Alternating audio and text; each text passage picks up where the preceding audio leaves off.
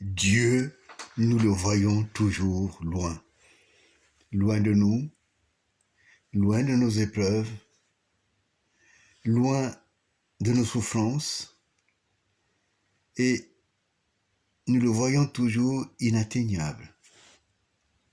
Et pourtant, il vient toujours nous dire « Je suis là ». Et pourtant, il vient toujours nous dire « Je suis en toi ». Et il vient toujours nous dire, et par Jésus il a dit « Je serai avec toi tous les jours jusqu'à la fin du monde. Je serai avec vous ». Mais nous avons cette difficulté à comprendre que avant même qu'une pensée n'arrive à notre cœur, il nous a déjà compris, il nous a déjà exaucé. C'est une expérience qui est difficile à saisir, tant nous sommes sous l'oppression des dettes à payer, l'oppression d'une situation qu'il faut résoudre. Et c'est parfois même les événements de la vie deviennent tyranniques. Mais pourtant, malgré tout cela, Dieu est en toi. Dieu veut toujours que tu aies la paix dont nous avons parlé.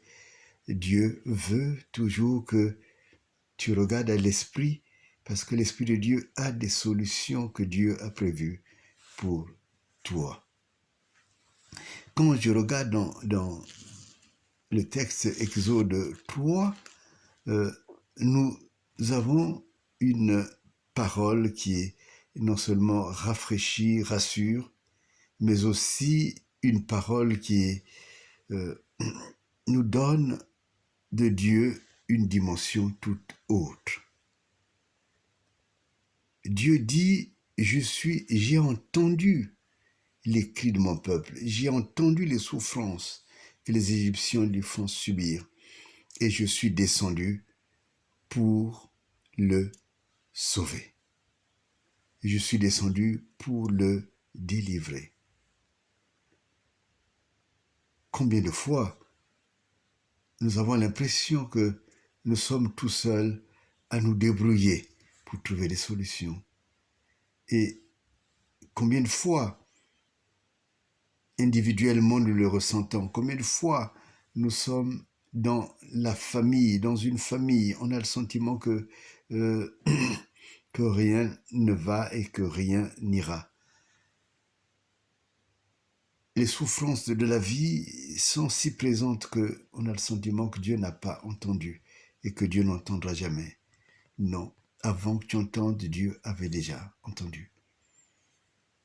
Avant que tu ne vois, que tu souffres, Dieu avait déjà vu les souffrances.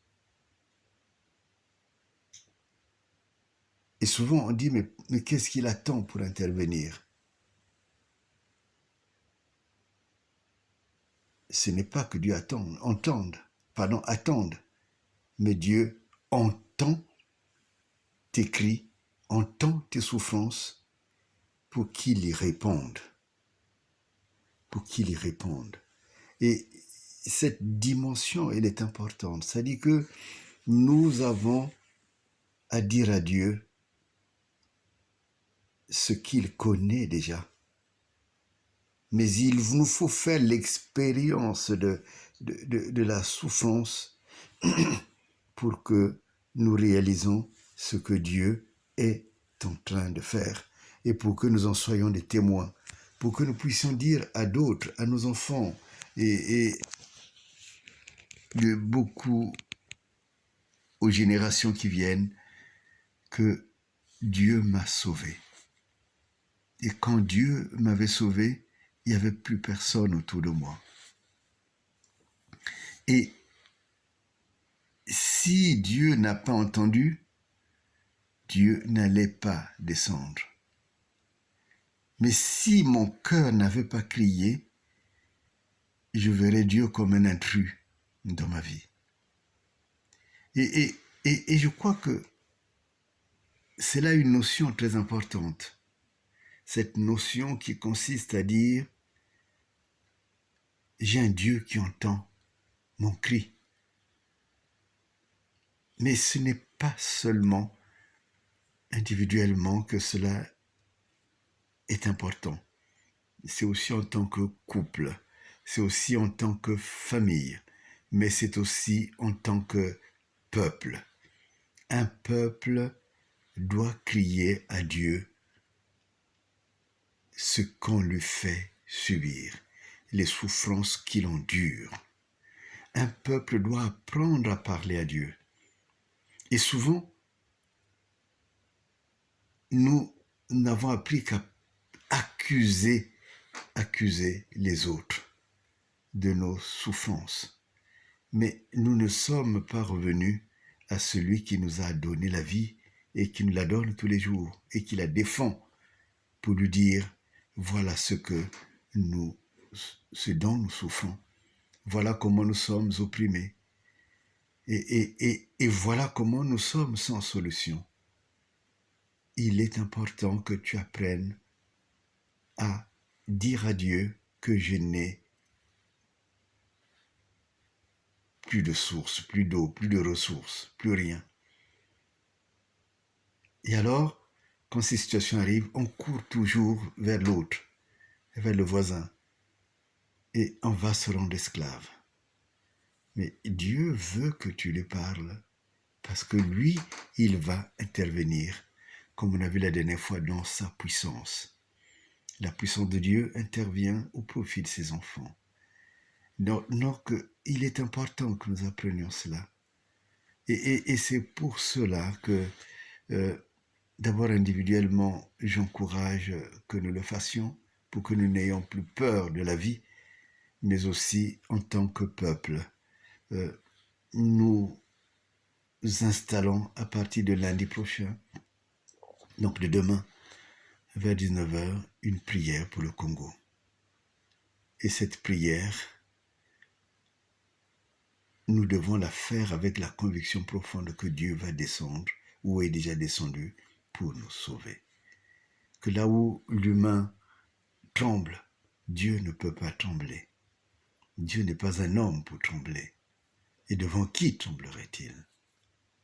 Là où l'adversaire donne le sentiment qu'il est tout-puissant, Dieu dit qu'il n'est qu'un petit tison qui brûle.